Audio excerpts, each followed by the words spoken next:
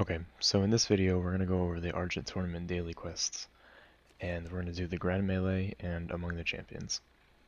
These are the quests where you ride your vehicle, and you have a couple skills to use to take down the enemy. First we're going to do the Grand Melee, because I'm pretty sure that some people aren't up to Among the Champions because they haven't been doing the quests every day, and there's a bunch of quests, so it's reasonable.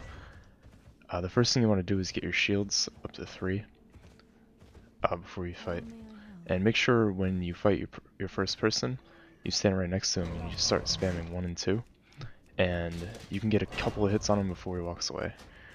Alright, basically the strategy that I use, that I find most effective, is to just spam 1 and 2, since they're on separate cooldowns, and you can pretty much use them right after, one after the other. A lot of people try to charge because it does a lot of damage, but I really just like to use the shield breaker, especially because it has a much shorter range and the AI isn't very good on most of the NPCs. And if you try to go for a charge, they'll most likely shield breaker you, and you lose a lot of, you can take a lot of damage if your shields are down.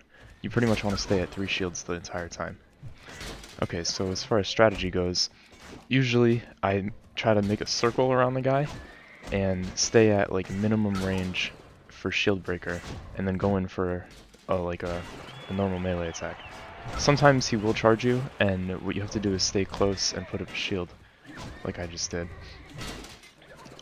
Besides that, it's pretty easy to beat these guys, especially for the Grand Melee. They're not very strong, and their AI isn't very great. But yeah, every time you fight them, just make sure to melee them once and hit them with a shield breaker before they even get to the fight, and that'll greatly increase your chances of beating them. So yeah, basically, you just stay at minimum range to shield breaker, you walk out the shield breaker, go back in for a normal melee attack, and eventually you'll just get him down. I mean, every time you hit him with shield breaker, his shields will be lowered, and you can just hit him for the melee attack, which is quite strong. Yeah, that's pretty much it. You can actually beat all of these guys without having to heal once, which I think I do in this video.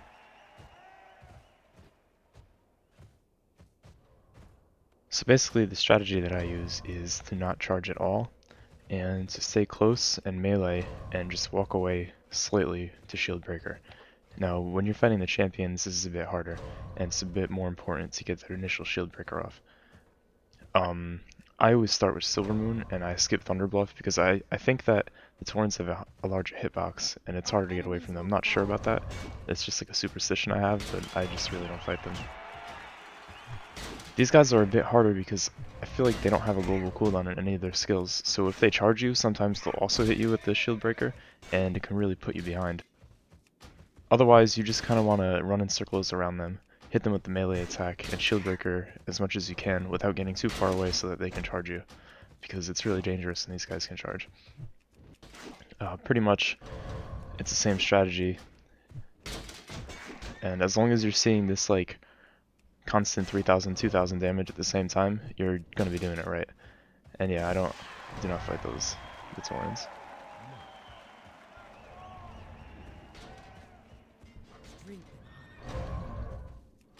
So yeah, pretty much you want to go for a shield breaker and then go in for the melee attack, and you should see them both happen at the same time, and you can kind of hear it if you play with sound, that you hit the shield breaker and the lance at the same time, and you'll see like both the numbers stack on top of each other if you're doing it correctly.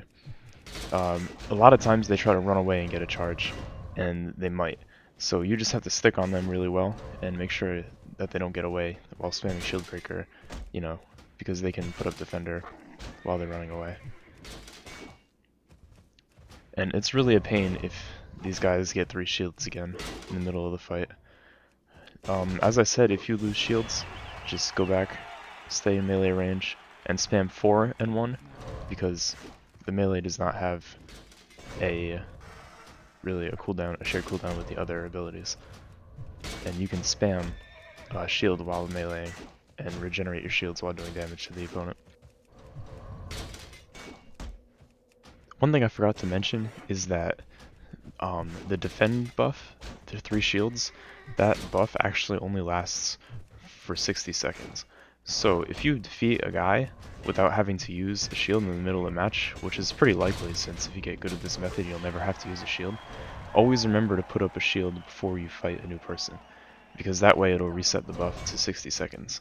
Otherwise, I mean, this has happened to me before, you'll run out of shields in the middle of the match, and when the buff fades, you have 0 shields, and you take 10 times more damage from these guys, and it could get you killed, and it's happened to me before.